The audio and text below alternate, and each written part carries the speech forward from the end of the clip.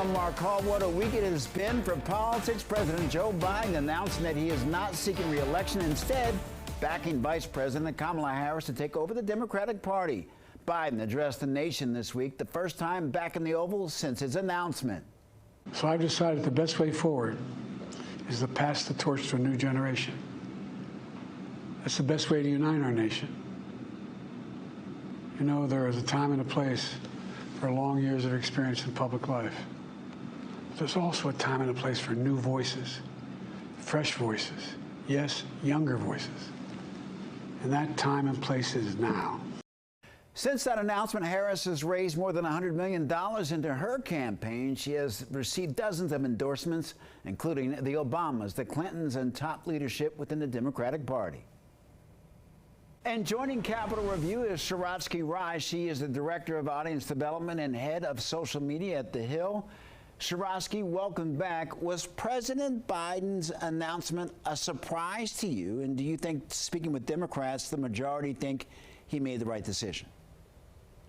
Look, it was definitely a surprise where a lot of people, saw the announcement come as a sudden shock. We were hearing from some White House staffers who said they found out the news via President Biden's tweet. So even among members of his own White House, there was this sense of suddenness to his decision. But, the week prior to him actually dropping out of the 2024 race, there was a lot of chatter, especially from very senior Democrats in Congress who were calling for him to step aside and give way to a new generation, which is something he highlighted in his speech as well from the Oval Office this week. So, there was this concern that his age and the questions surrounding his mental acuity would come back to hurt his campaign and hurt his chances for re-election against former President Trump.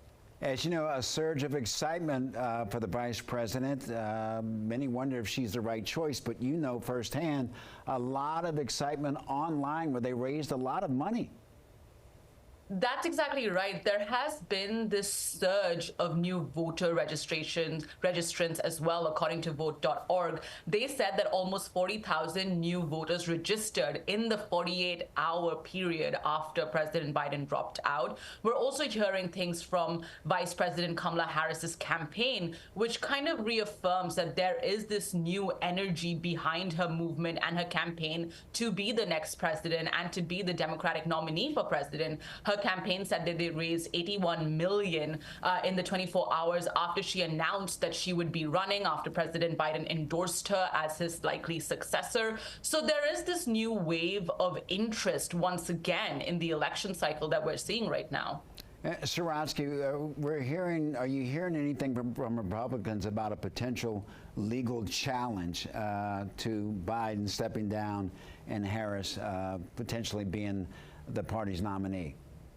We are, and that's exactly correct. The Trump campaign actually filed a complaint with the Federal Election Commission earlier this week, and they really accused Vice President Harris's campaign of improperly taking over President Biden's campaign funds when he announced that he was leaving. Now, this complaint, alleges that the campaign changed its name from Biden for president to Harris for president, which allows them to have access to, almost $100 million of funds that have already been raised for President Biden's re-election bid and are now, kind of with Vice President Kamala Harris's campaign. But, we're hearing from a campaign that they're not really worried about this, even though this lawsuit is kind of seeking to block Harris's access to this war chest. They're highlighting the numbers of dollars that she's already raised, which is $81 million in the 24 hours, and groups affiliated with her campaign have raised much more.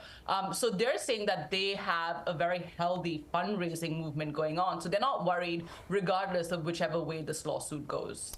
Sharatsky Rai, thank you so very much for joining us. Thanks for having me.